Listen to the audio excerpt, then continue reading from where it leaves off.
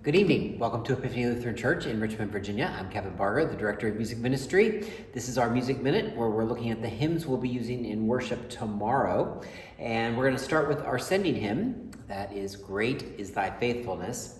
This hymn was written in 1923 in New Jersey, and its first line is a quotation from the Book of Lamentations. The phrase, "no shadow of turning," comes from the book of James, so rich in some scriptural references here.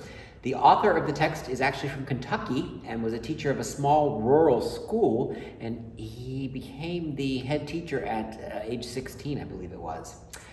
He wrote more than 1,200 poems over the lifespan, and he ended his career as an insurance agent. So there you go. Great is thy faithfulness.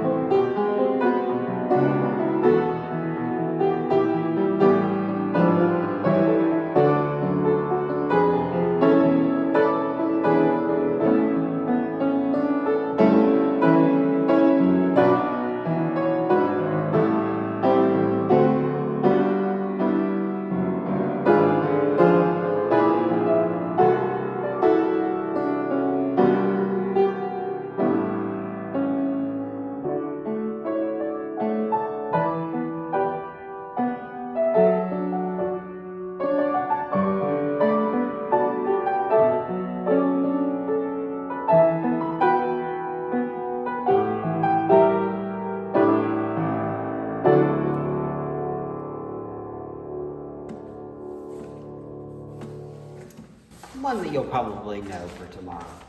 Next, we'll move to one you might not be as familiar with, and this is called, "O God, to you I cry in pain." It's our hymn of the day. It comes to us from All Creation Sing, and this text voices emotions that we frequently encounter in the Psalms.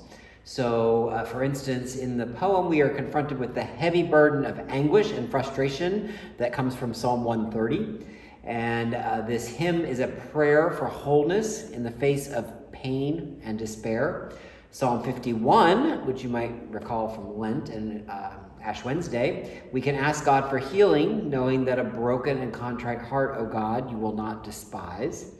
And the tune is called Shanty, and it is also found in ELW. It's paired with We Walk by Faith, often sung during Easter.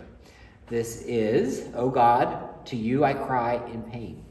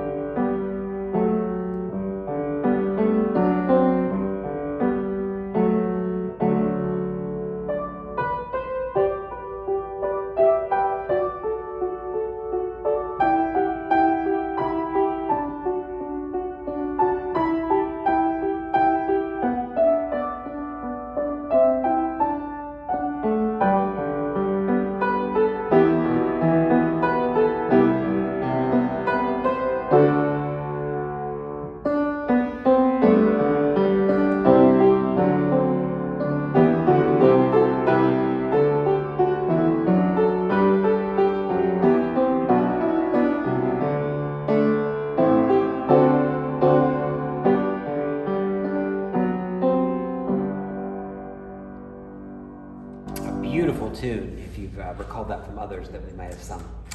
All right, we shall move to communion next. "Lord, whose love in humble service." And we did this recently as one of our main 3 hymns, and it's a great one though, so we'll do it for communion tomorrow. And this comes to us from the Department of Social Welfare of the National Council of Churches in the United States of America. They invited the Hymn Society of America, now the Hymn Society of America and Canada, to write new hymns on social welfare for its second conference in 1961. This was the conference hymn, and language was updated in 1978 in LBW, which is what's carried forward to ELW. And there have been 3 tunes associated with this text.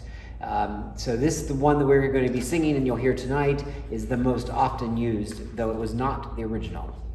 "Lord, whose love in humble service."